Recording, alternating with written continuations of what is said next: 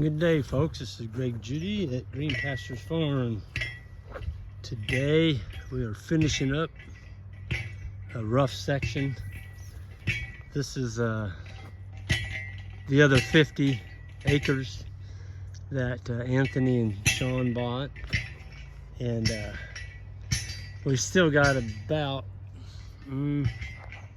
another 5 to 7 acres over there. But you can see what it is, and we're coming this way with our yearling heifers and steers, and we needed to get this done. And so I had Johnny push some of it, but the boys are putting in this one, and I've been working on this. I took my beautiful little cordless chainsaw, the electric one, and I cut all the brush along this fence line. This is the neighbors over here. You can see that's not going to stop a cow. Well, maybe a really tame cow it might. Ours maybe wouldn't go through that, but if they get through that, it's not good. They could be out on the road. But yeah, so they will actually end up fastening these together right here on this corner to carry the power. We've got a bunch of this old foam filled 2.5-inch corners. I had them, you know, use it. That's what we're doing. But all other posts are timeless. I love these timeless. Now these are 1 3/4 inch. I love the 1 3/4. This is a 4.5-foot post. And I had a whole pile of these back in the cedar trees that I bought, and I'm like, this is a great place to use them. And so this is our tensioner right here. Got our tensioner on with our big heavy-duty spring. And anywhere we make a really sharp bend, I haven't got them yet, but I'm going to start using the timeless what they call the eye post. They would go right here, but I didn't have any, so I just used these fiberglass rods, which I'm about out of.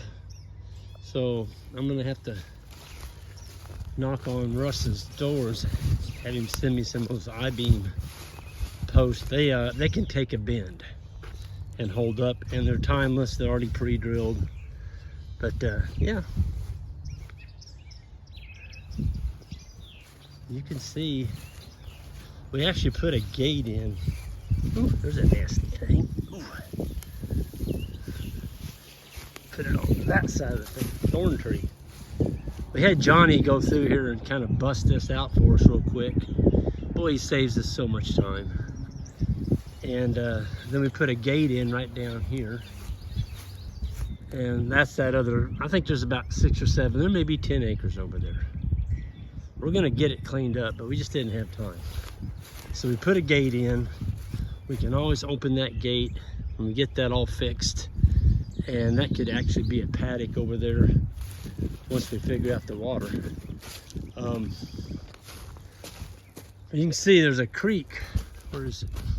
There's a creek right here. And this creek gets with it. Can you see it in there?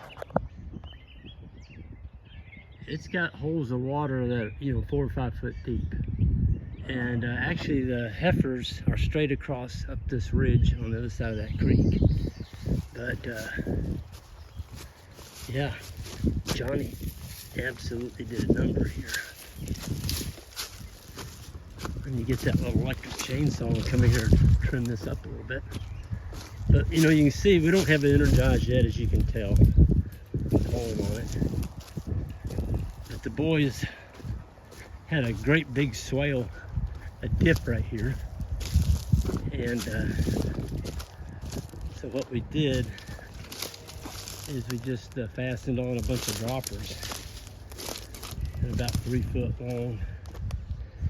And if a cow or anything touches those, they're gonna feel 10 to 11,000 volts. So yeah, it's going to be a learning experience. Yeah, they work good. I've seen them touch them, and boy, they back off really, really quick. But we stayed away from the creek. This floods down in there, so we just stayed out of the flood zone. Folks, this is where I told Anthony we need to feed some hay this coming winter. Look at this, a lot of broom sedge right in here. Of the whole 50, this is probably the poorest section of it, right here. There's not very much of this. Most of it's got 8 to 12 inches of black dirt and very little broom sedge. Heck, I'm used to leasing land and the whole thing's nothing but broom sedge. So this is, not say kind of spoils us a little bit. I'm going to show you something you don't want to do. If you're doing electric fence, don't do this. I just spent the last 2 hours rolling this crap up. Folks, I call it piano wire. It's probably 22 gauge, real thin. You can't hardly see it. The cattle can't see it. It rusts really bad. Versus, here we go, this is ours. You'll see a little difference there, just a little bit. 12 gauge, 170,000 PSI. When you energize that, folks, you've got a fence. You can buy that stuff. They're still selling it. Man, look at it all. I've got it all in here. Nasty, nasty, nasty stuff. So people get this, and then they do this. Watch this. They put these stupid, that one broke off. That was not even there. Another reason not to use them. Oh, here's one. I hate these things. They're still selling them though. These clippies that go on here, all they're good for is shorts in your fence. They pop right off. These little nail-on things like this. I mean, that's not an insulator. But we didn't have time to monkey with it right now. This whole fence is going to come out, and we're going to put in a brand new 5-strand high-tensile fence here on the property line. But right now it's working. Well, you all got that one up quick, Isaac. Yeah, it's nice and clean. Jeez. I mean, I just turned my head and already done.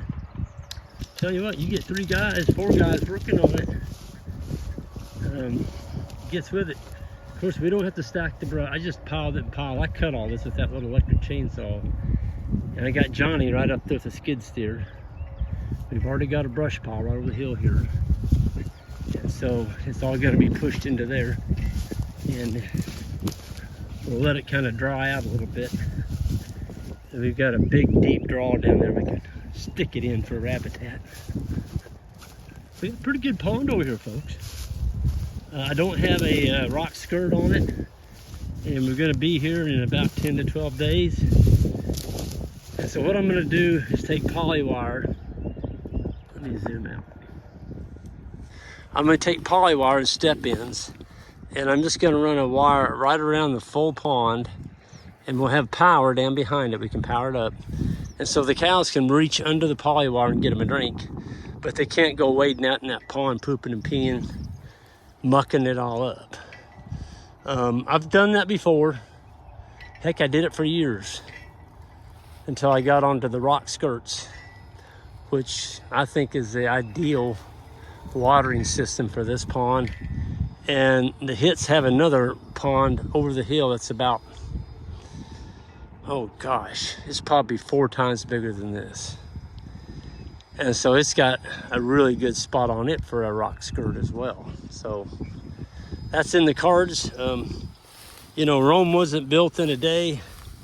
We're just doing the best we can, trying to stay ahead of where the cattle are. I want to show you some grass. Check this out. Folks, this is all Reed's canary grass. I mean, it's just all in here. It goes all the way down that ridge. That whole bottom down there is Reed's canary. The dam is Reed's canary. I mean, it's good stuff. I love Reed's canary grass. And even though I love it, my cows love it even more. So I'm really anxious to see what they're going to do when they hit this. It doesn't have a seed head on it yet. See, it's very, very palatable.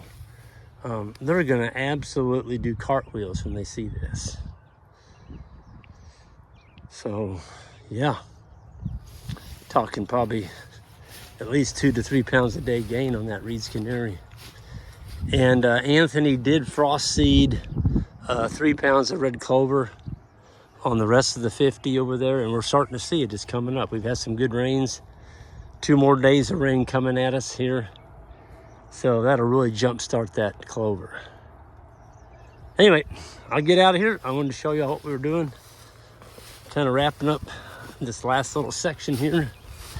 And gonna take up another, we'll get another 12 to 14 days over here. So anyway, y'all have a good one, and we'll see you next time.